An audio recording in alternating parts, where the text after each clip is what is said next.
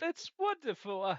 Very wonderful, Kojak, that we was able to destroy that shield. And well, that's very good stuff, Abbott. That we're kind of progressing. We're making some progress here, and well, if we could keep going at the rate we're going, we can um I just keep going. I don't know how to finish that off. I understand what you're saying. Well, we're gonna get. We're driving back, and this little car here, and headed back towards the village, and there's apparently a helicopter flying in the air. I don't know who that is. And um, Albert, Albert, that thing is flying very low to us. Oh, wow! He just really ducked over. Oh, oh no, I don't understand. What's he doing? Oh no, Jamie! He's swooping in on us! Oh no, Abbott, go, go, go! Hurry, dive around these buildings! Oh, he's getting really close to us. Oh no, Abbott! Oh no, oh, this is terrible. Oh, what are we could do? Oh, Abbott, it's a car chase. It's a car chase situation. It's like the 1970s. It's like the Rockford Files. Oh no, there was a car chase every episode. Uh, help us! Oh no! Oh no! It's swooping over us, Jamie. What are we gonna do? I say what we're gonna do is just haul ass. Ah, oh, you got a whole ass, all right. Oh my goodness.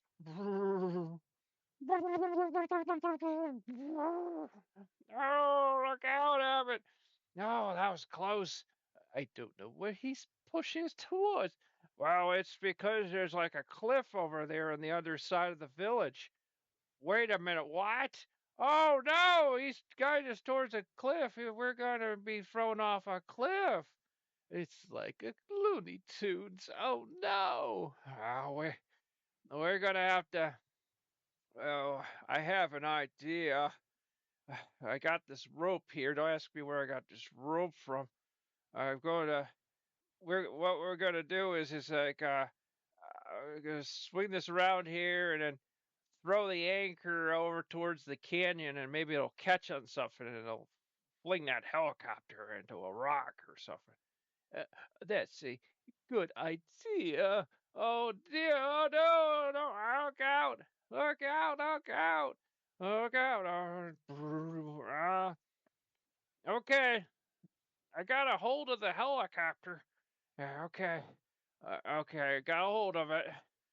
Oh, okay, okay, Abbott, direct the car towards the cliff, but then take a big swing. Just swing it, okay? All right. Oh no! That's it, Abby. That's it. The I throw the anchor, and now the helicopter. I think the anchor hooked onto some like a tree or something. And it's oh, look out for that turn! Oh, I'm falling out of the car! Oh, pain, pain! Oh no, Jamie! Oh no! Oh, the helicopter is blown up. It's falling into the cliff. But that is quite some bit of action right there. Oh no! But oh no! Kojak is hurt. He's passed out. I'll go pick him up and I'll have to take him in and hopefully I could find. Hopefully I could find Curly Joe and Freighter, and maybe they could help me out here. We gotta get Kojak back into health here. Mister Pennypacker is preparing to strike. He's get his robot soldiers all lined up around the village, preparing a siege. Without that shield, they're not going to be able to stop him. Oh boy. So So then, meanwhile, Mr. Pennypacker, he's okay. Let's see, taking notes here. The soldiers are lining up here. Uh, we're probably going to start moving in about an episode. You know, this is kind of the beginning of the month. We really shouldn't be doing like a big siege this early, so it gives guys some time. My data has said that Abbott there they got attacked by a helicopter. One of the villagers must have been ordered by the magistrate to do this, and they were able to get rid of the helicopter. That's good stuff. That's good stuff. So I realized last episode there's no commentary on the game. And you folks at home, anyone's watching. A lot of times I'm talking to myself here, but a lot of times you need to understand where, the advantage of not being really seen is that you could kind of do whatever you want. I've seen channels where literally they are so there's basically there's three ways things can go for you on the internet. One, you're unheard of, and or two, you get a small base of people that will keep you somewhat afloat, but you'll always be in panic. And then, of course, the third is you become very, very big. And actually, you get so big you can't really fail unless you become so totally corrupt that you start like shedding subscribers and viewers and all that by the day, which has happened. It happens. But if you can maintain something, at that third level, you can do it. But the second level, I actually feel is the worst than even the first because while we're the first, we don't have to actually because we've made our money elsewhere. We don't have to depend on people. That's hard. Basically, those smaller channels, while they try to have consistent schedules, they're basically almost like beggars. They have to essentially beg their audience for tips and money and super berries and cherries and whatever they call it. The dono systems. You need those big tips. And you got to do you look at DSP. That's the great example of someone who's just fall into an abyss of just begging and begging. And he's probably the worst case scenario on the internet of e-begging. But it happens. And even I've seen channels that they'll go right. They'll develop a formula and whatever, but they just don't really because there's flaws. And then you got the locale flaws. You got the locale situation. So you ask the question, how do I avoid being a locale? Number one, don't show any kind of weakness. Don't address any kind of criticism. Don't address anything. I think like the irate gamer had the right idea for years. He only very recently finally came out and talked to everybody. For over a decade, he just pretty much just kind of was in his own little eco zone, and he didn't address anything. I think he addressed things like and like messages and things like that, but not like public. Didn't do a public video, and I actually think that's smart. That you don't address. See, maybe people think Irate Gamer was a locale. No, he wasn't. He never showed the signs of a locale. I mean, look, he came from a time where anyone who created a video game channel could be called an AVGN ripoff. Just to let you know that it was a very hard time on YouTube because anyone who did something first, their fan base was so ravenous and so intense they would destroy anyone smaller that was even similar. And look, I mean, it's happened in all genres. There's always going to be kind of copycats and people who are inspired by something. So that's the way it is. And I'm really good at ranting. I love good rant. But yeah. So it's like I don't even know why I started talking about this. That segment was a little short. I had it just written about the whole helicopter battle, so I thought, well, you know what, I'm very good at ranting. I could fill out that time. Well, I let them. Well, I don't know. Are we going to do commentary on the game? But see, sometimes it also depends on like where we're at in the recording schedule. Like sometimes I just want to get a month done. So a lot of times the first of the month I may have some commentary on the game, and then if I feel like we've essentially kind of covered it, then we just let the game play, and we may very well just do that unless there is. I may go for the footage and see if there in the wrestling if there's like something very good because some of the matches go kind of long, and it's kind of like okay. I mean, we can either commentate like a normal match or I don't know. Oh well, okay. But here we go. Oh, it's Ricky the Dragon Steamboat. Okay. Oh, we're testing out a lot of the rings and stuff. I get you understand. Of course, this is very past tense because we've already essentially recorded this. When this game came out. So, of course, I understand. We also bought this game when it was it was before the official release. It was one of those kinds of things where they give you a few days to play the game before it officially comes out. And that was a disaster because it wiped out everyone's saves. Oh, that caused some hatred. Oh, that caused some bad blood. And as you could kind of see, it's not that we were like, oh, let's see how John Cena from when the time he debuted would handle Ricky the Dragon Steamboat. No, actually, the reason we're doing this is because we are randomly picking people, and just kind of, we did I think we did this one year. We just did that. Oh, you can see, I decided to be a heel and stuff. That, oh, I'm getting kind of blip blap.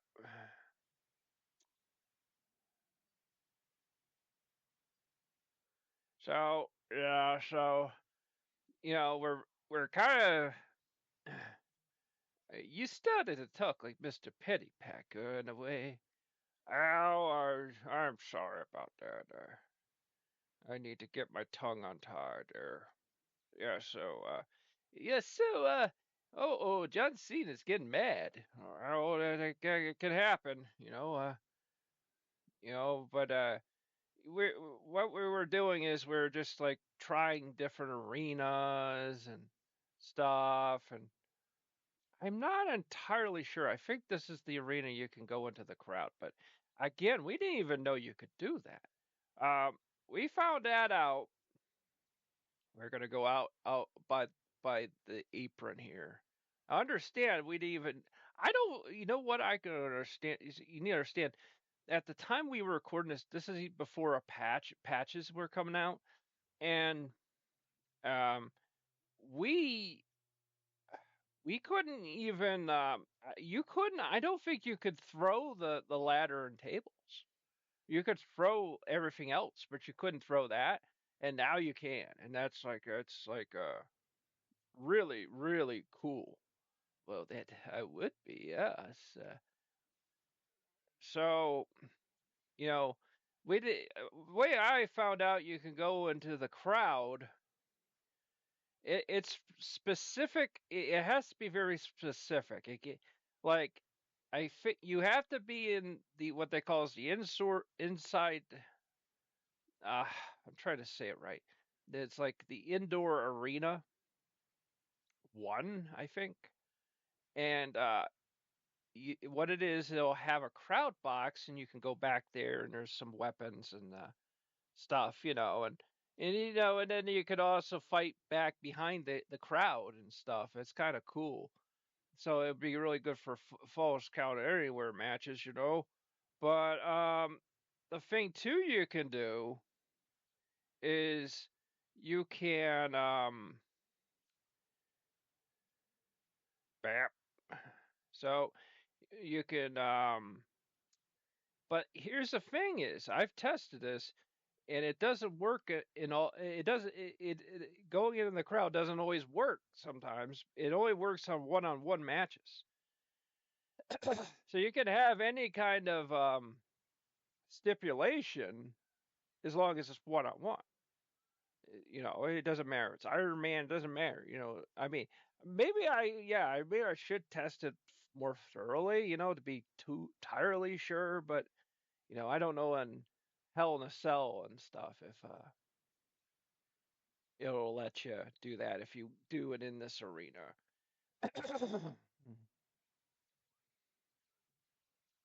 But understand if you try to do it with tag team matches, it doesn't work.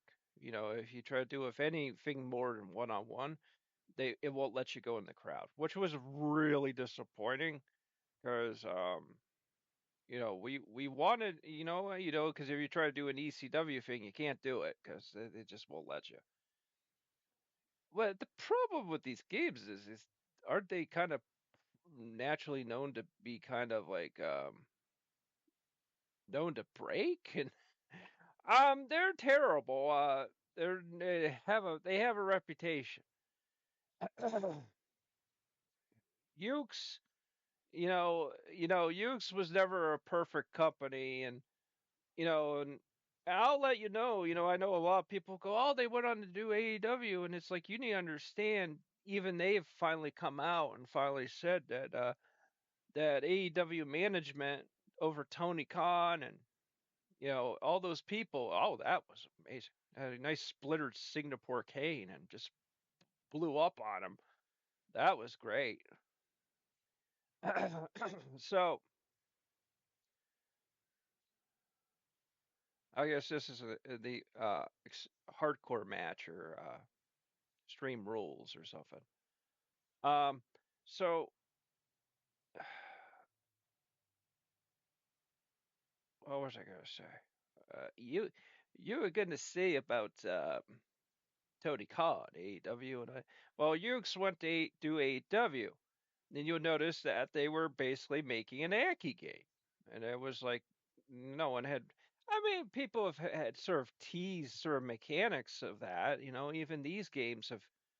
They got some mechanics of that. And but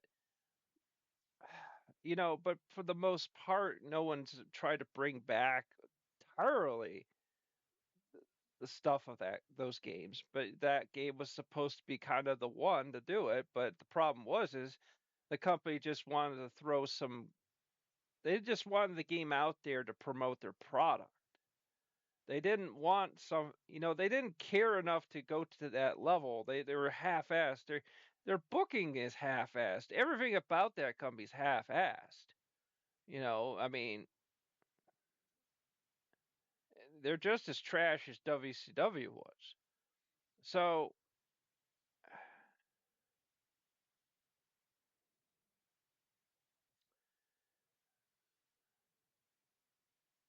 so they were just as trash as WCW was, and that's kind of it.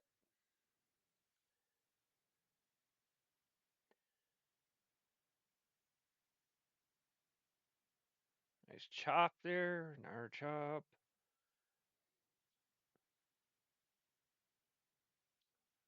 So they basically they needed more time to work on the game, and guess what?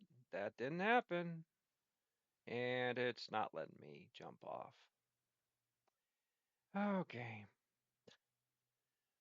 it's funny because sometimes you think, oh, I got this idea in my head, and then the game's kind of like, what? What? Wait, what are you trying to do? Like what? It just doesn't work. Well, it doesn't work. It's um, yeah. I don't know what happened right there. That's interesting. That was sort of like I ran into the ladder, or kind of like the game got confused. You understand? We were playing this when it just came out. Okay, so this was in times it was crashing for the most basic things, and it was not easy, But unfortunately, what I can remember on this playthrough is this was done Mr. Pennypacker mentioned this. He said that it was done. Um, it was done over like 5 hours, 5, 6, 7 hours, and so as a result, we got a lot of footage, and well, maybe not to the level of that, but it was a lot. It was a lot of time, and fortunately, it didn't crash during that time. But I'm gonna be honest with you. You won't see this so much in my current games because and I realize the the trading the punches thing. That's a big WWE thing and has been now for about over a decade now. Kind of started with like Cena and The Rock. I think that's when they first started to do it, or it actually might even go back to the 2000s. But um, where the crowd would boo, and then another person they go yay, and then they boo, and then the yay, and the boo, and the yay, and stuff. And um, I really just don't. It's kind of annoying. It's an annoying little mini game, and you can actually turn it off, and I just turned it off. Because I was losing all of them, and so that doesn't really help you. And we won the match. It's like I said, the past games we were never good at. It was getting frustrating, and we kind of felt like alienated from it because it was like, man, they would give you all the legends you ever wanted, but like, oh geez, but so that's the way it is, as Mr. Pennypacker said so.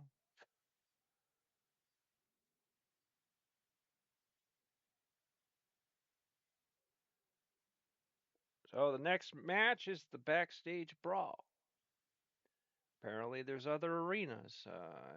I don't know. I mean, interesting thing is it does actually mention custom, so maybe you can make a custom backstage. That would be kind of cool. But I actually miss the days of when you can in the early SmackDown games you could actually like when they came to PlayStation 2, you can actually just go back there. You could actually go to the entrance way. There would be arrows indicating where you can leave the arena. And you could go backstage and the count would stop and it would turn into like, it was great.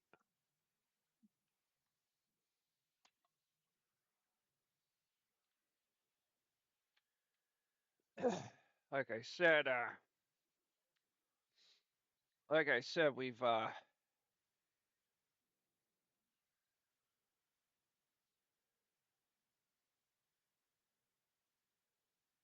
now you'll notice this like platform here in the middle. I wasn't aware of it, but there was a during the certain event of 2020 to 2021. Uh, that COVID, because I don't want that little because Mr. Pennypacker will kill us if he wakes up and finds the video now has one of those Wikipedia article things fact checking us because we mentioned something because the computer says, "Uh-oh, someone said that didn't happen. That it's a conspiracy." No, no, we're not. Stupid computer.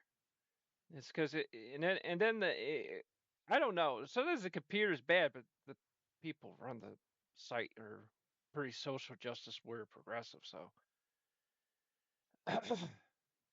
okay, so during that time, I think they were really sort of losing it as far as what pro wrestling was because pro wrestling is very dependent on a crowd. And I think what it was is they were getting tired of spending money on those like TV screens they had for all the people to be in the crowd. And I think Vince was getting sick of that. So they did this thing called Raw Underground. Wasn't even aware of it because I wasn't watching wrestling. I think the last thing I had watched during that timeline was AEW when they were doing the Broken Matt Hardy story, which was kind of like okay, it wasn't all that great actually. Big surprise, that AEW wouldn't have a really good story because it's just kind of weak. But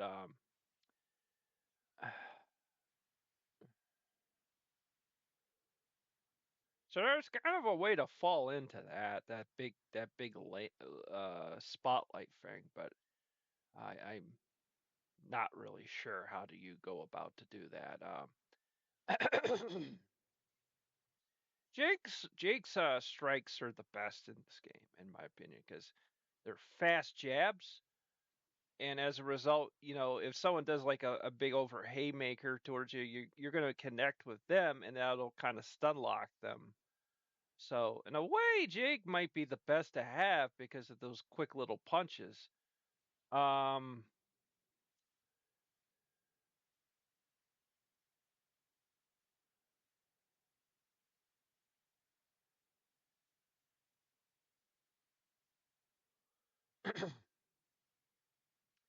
so yeah, so they did Raw Underground, and it was like you see there that was all the wrestlers, it would be like Fight Club, and all the wrestlers would be around that, like a lumberjack type thing, and then two guys would be in the middle there wrestling and stuff. It was really stupid. I didn't even know about it until I watched somebody's video about that time and stuff, and fortunately that finally all ended. I mean, for crying out loud, I mean they had a Thunderdome, they had their own arena. I mean that's locked down as you can get. I mean just test everyone and make sure they're not sick or something before coming in or something. I don't know. It was Vince McMahon at the time. Vince McMahon, the last years of Vince it's not been good. Like his senility was really showing. He was forgetting about who's wrestled who, and it was just becoming like match after match after match, and he just didn't have that control. But he's so obsessed about his product to have control over it. Oh, that's so we're going to take a little tour here and see what we're capable of doing here. This is all pretty cool here.